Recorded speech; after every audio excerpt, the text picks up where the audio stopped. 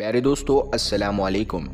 जैसा कि आप सभी को मालूम है कि कुछ ही दिनों के बाद में बकरा ईद आने वाली है और बकरा ईद के मौके पर मुसलमान जानवरों की कुर्बानी देने वाले हैं। लेकिन जैसे ही बकरा ईद करीब आती है तो कुछ नासमझ लोग इसको लेकर तरह तरह के सवाल उठाने शुरू कर देते हैं। वो कहते हैं कि मुसलमान बकरा ईद क्यों मनाते हैं और बेजुबान जानवरों की कुर्बानी क्यों देते हैं, इसके पीछे वजह क्या है।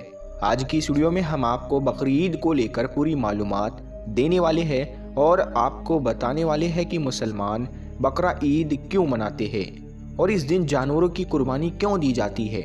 इसीलिए आज का ये वीडियो आप सभी के लिए बहुत ही खास है।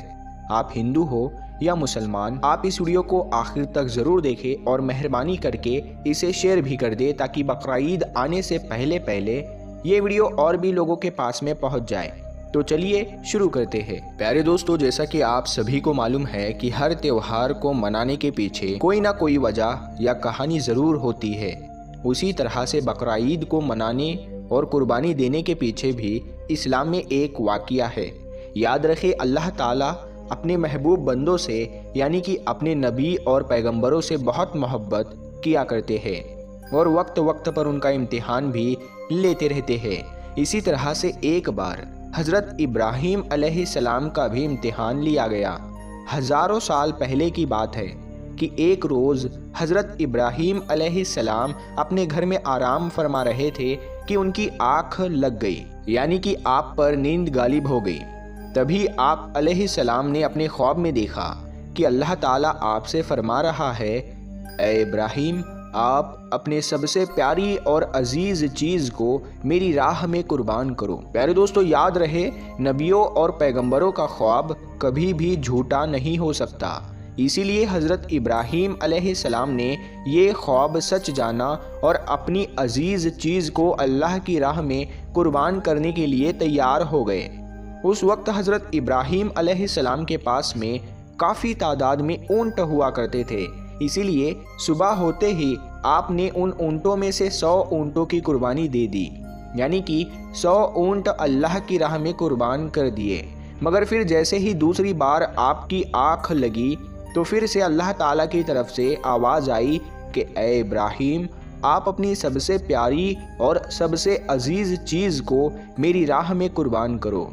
तो इसीलिए फिर दूसरे दिन हज़रत इब्राहीम अलैहिस्सलाम ने 200 ऊँटों की कुर्बानी दे दी, यानी 200 ऊँट अल्लाह की राह में कुर्बान कर दिए।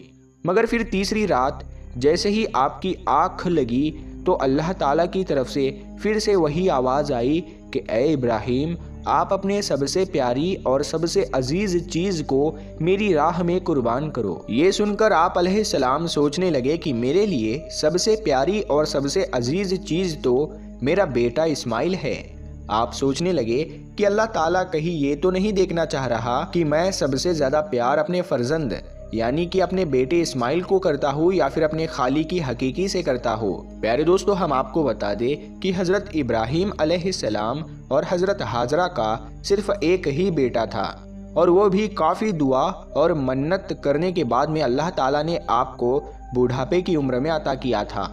इसीलिए हज़रत इब्राहीम और हज़रत हाजरा अपने बेटे इस्माइल से बहुत प्यार किया करते थे। मगर जैसे ही आप अलैहिस्सलाम ने अल्लाह का ये हुक्म सुना तो आपने ये इरादा कर लिया कि वो अपने सबसे अजीज़ चीज़ और सबसे प्यारे बेटे इस्माइल को अल्लाह की राह में कुर्बान कर देंगे। इसीलिए फिर दूसरे दिन हज़रत इब्राहीम अलैहिस्सलाम ने अपनी बीवी हज़रत हाजरा से कहा, ए हाजरा, अपने बेटे को गुस्ल कराओ, नए नए कपड़े पहनाओ और खुशबू लगाकर बिल्कुल दूल्हे की तरह तैयार कर दो।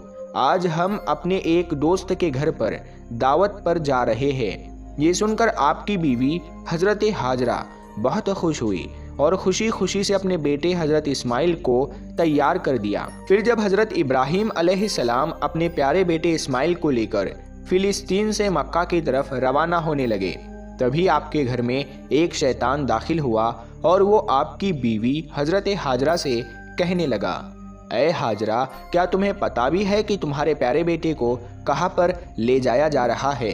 तुम्हारे बेटे को तुम्हारा शोहर किसी दोस्त के घर दावत पर नहीं ले जा रहा है, बल्कि तुम्हारे प्यारे बेटे इस्माइल को कुर्बानी करने के लिए ले जाया जा रहा है, यानी कि मारने के लिए ले जाया जा रहा है। ये सुनकर हज़रत हाजरा ने कहा, मैं अपने इब्राहिम को अच्छी तरह से जानती हूँ, भला एक बाप अपने बेटे को क्यों मारेगा। तो ये सुनकर शैतान ने कहा कि तुम्हारे शोहर इब्राहिम ने एक ख्वाब देखा है जिसमें अल्लाह ने तुम्हारे प्यारे बेटे इस्माइल की कुर्बानी मांगी है, इसीलिए इब्राहिम इसको कुर्बानी करने के लिए ले जा रहे हैं। तो ये सुनकर आपकी बीवी हज़रत हाजरा फ़क्र से कहने लगी, ऐ शैतान, तुम पर लानत हो, अगर मेरा बेटा अल्लाह की राह में कुर्बान होने के लिए जा रहा है तो मेरे लिए इससे बड़ी खुशी की बात और क्या होगी।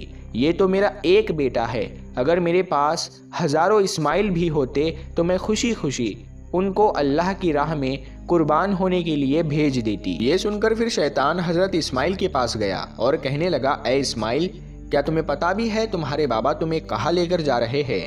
वो तुम्हें किसी दावत में नहीं बल्कि तुम्हें मारने के लिए ले जा रहे हैं। वो तुम्हें अल्लाह की राह में कुर्बान करने के लिए ले जा रहे हैं। तो ये सुनकर हज़रत इस्माइल अलैहिस्सलाम ने फरमाया कि अगर मैं अल्लाह की राह में कुर्बान हो जाऊँ तो मेरे से बड़ा खुशनसीब फिर कौन होगा। ये सुनकर शैतान बहुत मायूस हुआ, इसीलिए फिर वो हज़रत इब्राहिम अलैहिस्सलाम के पास पहुंचा और कहने लगा, ऐ इब्राहिम, अपने प्यारे बेटे को कुर्बान करने के लिए क्यों ले जा रहे हो? तुम्हें पता भी है कि तुम्हारी यह कुर्बानी अल्लाह की बारगाह में कबूल होगी भी या नहीं? और दूसरी बात, जब तुम अपने इस बेटे को कुर्बान कर दोगे तो फिर बुढ़ापे में तुम्हारी खिदमत कौन करेगा?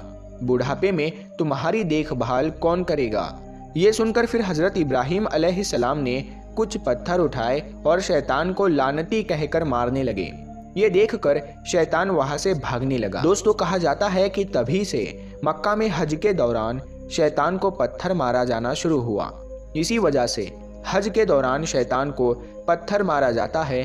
फिर हज़रत इब्राहिम अलैहिस्सलाम अपने बेटे को साथ लेकर वहां से चल दिए और आगे बढ़ने लगे। थोड़ी दूर जाने के बाद में आपने अपने बेटे से फरमाया, ऐ इस्माइल, क्या तुम्हें पता भी है कि हम आपको अल्लाह की राह में कुर्बान करने के लिए ले जा रहे हैं? तो ये सुनकर आपका बेटा हज़रत इस्माइल अलैहिस्सलाम कहने लगे, बाबा जान, इससे बेहतर मेरे लिए और क्या होगा कि मुझे अल्लाह की राह में अल्लाह के एक नबी कुर्बान करने के लिए ले जा रहे हैं। लेकिन बाबा, मेरी एक इल्तिजा है, जब आप मेरा गला काटोगे तो आप वो देख नहीं पाओगे, इसीलिए पहले आप रस्सी से मेरे हाथ और पाँव को अच्छी तरह से बांध लीजिए।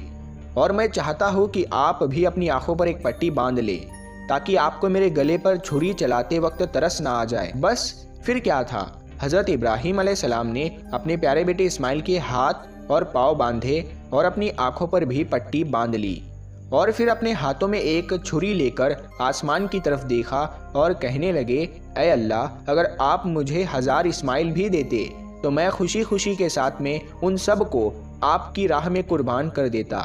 ये कहकर आप वो छुरी अपने बेटे इस्माइल के गर्दन पर चलाने लगे तो इतने में अल्लाह ताला ने फरमाया, ऐ जिब्राइल, जल्दी से जाओ, जन्नत से एक जानवर को लेकर ज़मीन पर जाओ और इस्माइल को वहाँ से हटाकर उसकी जगह वो जानवर को रख दो।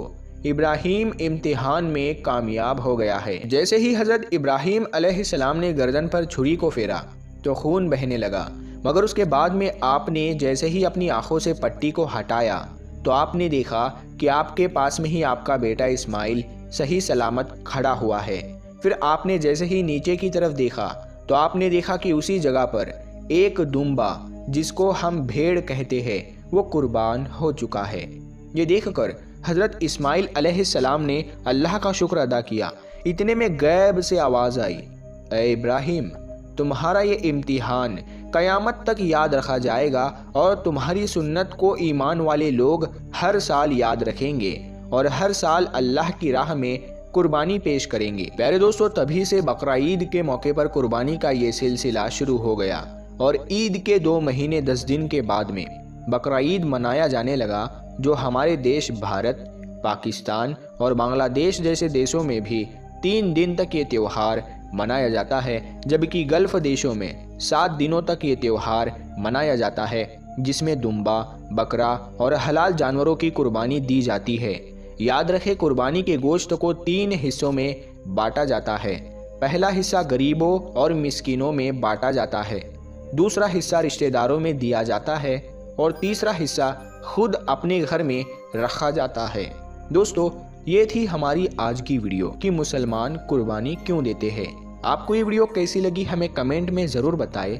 हमारे चैनल को लाइक करें, इस वीडियो को ज़्यादा से ज़्यादा शेयर करें और अभी तक आपने हमारे चैनल को सब्सक्राइब नहीं किया है तो सब्सक्राइब करके साथ में लगे बेल आइकन को ज़रूर दबा दें। हम मिलते हैं फिर एक नई वीडियो के साथ में, तब तक के लिए अस्सलाम वालेकुम, अल्लाह।